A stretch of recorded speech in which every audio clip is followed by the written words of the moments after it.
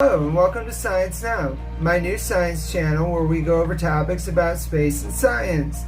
Today in science news, polio is making an appearance in first world nations across the globe, from New York to London and more.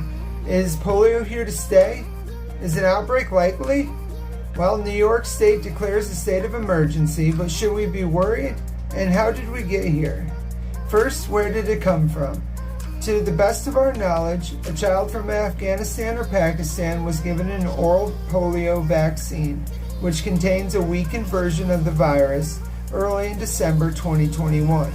The child and their parents then traveled to the United Kingdom.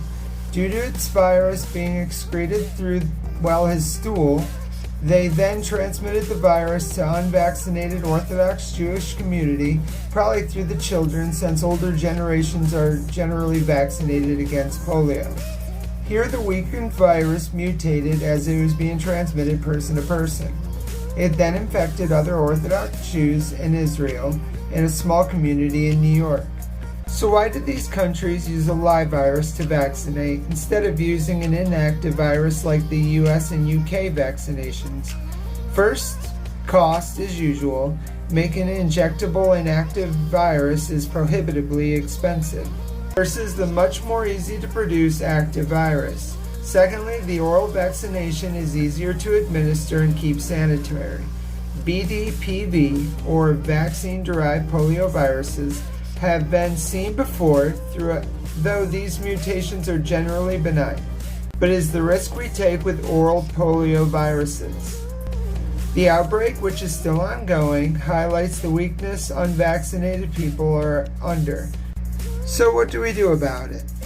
Well, all three countries have increased production of IPVs, the injectable polio virus, and as mentioned, New York has declared a state of emergency to try to combat the outbreak. There's good news though.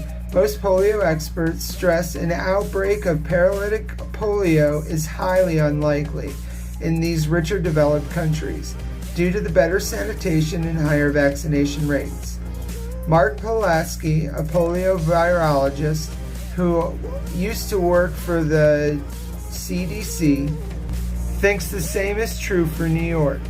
Most virologists are more concerned with poor, underdeveloped countries, which get less coverage and have already paralyzed over 300 kids, mostly in Yemen and Africa. Immunologists and virologists are still working hard to track and subdue the outbreak. The outbreak hit London and Israel as early as February, and New York as early as April. But the virus did not come as a true VDPV. They were only partly mutated, as with a few genetic changes from the oral vaccine-based Sabin2 virus. As mentioned, vaccine rates are high in the United States, 92%. There are pockets where anti-vaxxer movement have taken hold, like in Rockland County, New York, the site of the polio outbreak there. There, just 60% of children under 2 have received all 3 doses of the IPV vaccine. One zip code covered only had 37% vaccinated.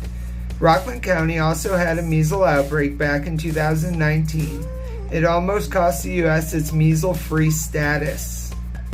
The director of the Division of Viral Diseases, U.S. Center for Disease Control and Prevention, Mark Pulaski, said, "Tragic, but totally predictable and preventable," referring to the June's outbreak. So the best way to avoid this is to be vaccinated and to keep proper hygiene. Hand washing is huge, as we learned recently with the COVID virus. Well, that's it for this episode of Science News Now. Thank you for watching till the end. Maybe support this channel by liking, subscribing, and sharing with someone who loves to learn about space and science. I appreciate you guys, and I'll see you in the next episode if you are subscribed and have the bell icon on. Goodbye, and thank you.